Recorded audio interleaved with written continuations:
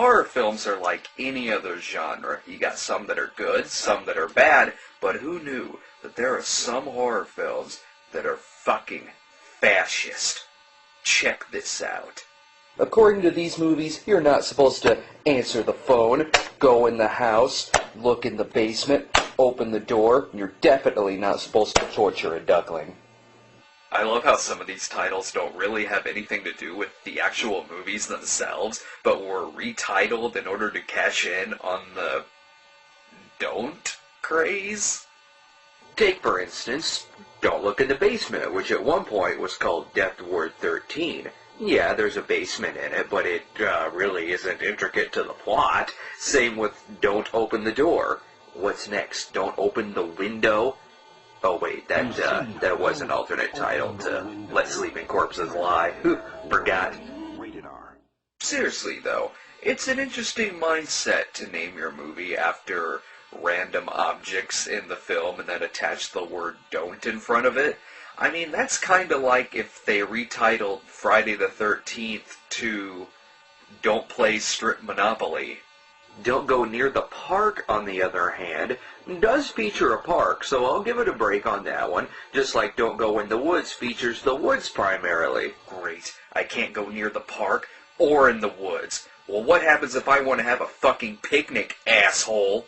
I love how it's don't go near the park, not don't go in the park, don't go to the park, but don't go anywhere fucking near the park. That's how fucking bad this park must be. Don't even go within a whole fucking block of the thing. Well, the title may make me laugh the most, but as far as the movie goes, it's the worst of the whole fucking bunch. What a stupid movie. I don't usually use a term that juvenile to describe a movie, but I really can't think of any other word to use for this movie. It truly is fucking stupid. The movie opens with this preposterous statement that, yes, the movie is fiction, but is based on actual occurrences, and so on. Okay, so in other words, it's fiction? It tries explaining this even further by saying that in the past people have eaten the flesh of other people to try to attain eternal life.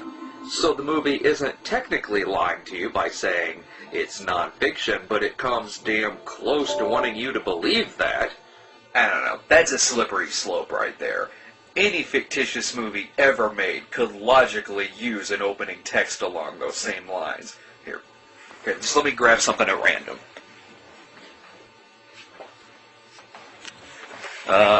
Mitchell. Okay, Mitchell. This movie is fictitious, but the job of police detective actually exists in the United States. See what I mean? Ugh, fucking idiots. The movie opens 12,000 years in the past. I'm guessing this is supposed to be caveman days. It would have been funnier if they went with this title card. Anyway, a brother and sister are caught killing a child, so the head of their tribe lays a curse on them in which they are condemned to live forever while feasting on human flesh in order to keep their young looks. I love how in the scene in which they are cursed, the sister looks naturally scared and frightened, while the brother just looks like he really doesn't give a shit. Maybe they know that in the future the sister will be masked and roaming the parks, while the brother will become a very Chris Sarandon-looking ladies' man of the 80s. That is something to look forward to. Let's talk more about this actor who plays Mark, the brother. On the credits, this actor's name is listed as being Crackers Finn. That's right, Crackers Finn. I am not lying to you. See, here it is on the box. Crackers Finn. And on the opening credits, too. Now do you believe me? It's one thing to use a fake name because you really don't want to be involved with the movie you're associated with, but when you choose a name like Crackers Finn, it really seems like maybe this guy just wanted to fuck with the filmmakers. He's really not very good in this movie, and this is the only movie he's ever been in, which is kind of a shame because I wanted to see more movies with an actor named Crackers Finn. He has taught me a lot, my friends. If I audition for a movie that I particularly don't care for, all I have to do is just make up something ridiculous and say, Yes, nice to meet you. My name is Theodore Graham, but you can call me Teddy. Alright, back to the plot, and yes, there's more. In order to gain their freedom from the curse, they must sacrifice a virgin that comes from their own seed on the date in which the stars come into alignment. And that date is in the present time, of course. Now, I know what you're thinking, and no, they don't resort to incest to create a child to sacrifice. Believe me, it's much more ridiculous. Crackers follows a girl home, and yes, that is a pre-Vice Academy Linnea Quigley. He sneaks into her house while she's in the shower, and then, right then and there, asks if he can move into the room she is renting. Sure enough, she says yes. Okay, I might be wrong about this, I'm not really sure, but if I snuck into some girl's house while she was showering and asked her if I could move in, it might go a little something like this.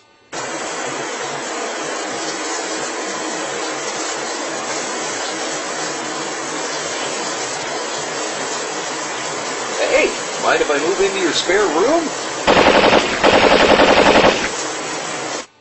Yep, that seems about accurate. Oh yeah, and seconds later they're getting married and they have a child together. Seriously, this all happens in the span of only about a few minutes of the movie's length.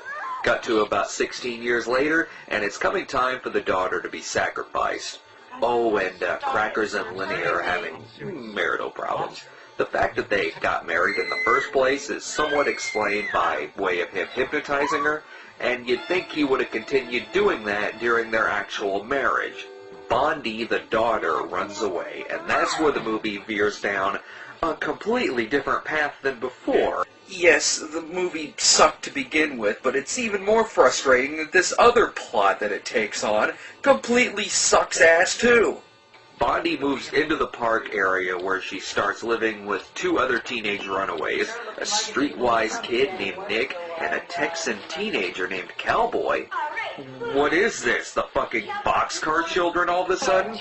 Tra, the sister of Crackers, also lives in the park and is like the crazy old grandmother to the runaways. That is, when she isn't killing random other people in the park to gain back her young looks. But unlike Crackers, she spends most of this movie in old lady makeup. And that is why you don't want to go anywhere near the park. Although Ray gets top billing for the movie, and he's only in it for a couple of scenes, he plays an expert on the occult and warns the children to, of course, not go in the park, let alone near it. Aldo is clearly kind of drunk in this flick, and it's interesting watching someone who once worked opposite Bogart, now working off of a child actor named Mino Colucci. Here's another problem I have with this damn thing. You need to sacrifice your son or daughter on this very specific date, and they also must be a virgin.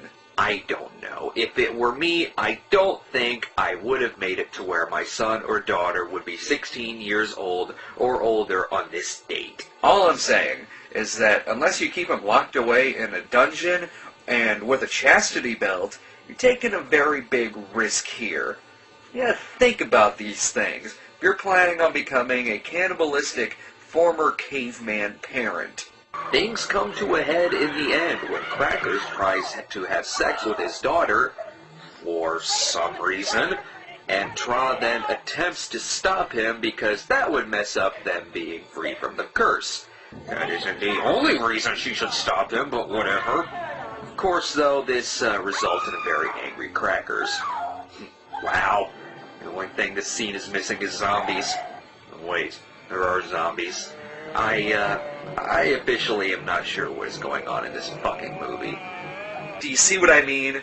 Stupid is the only way to describe this movie. That or fucking stupid. But the ending was pretty good.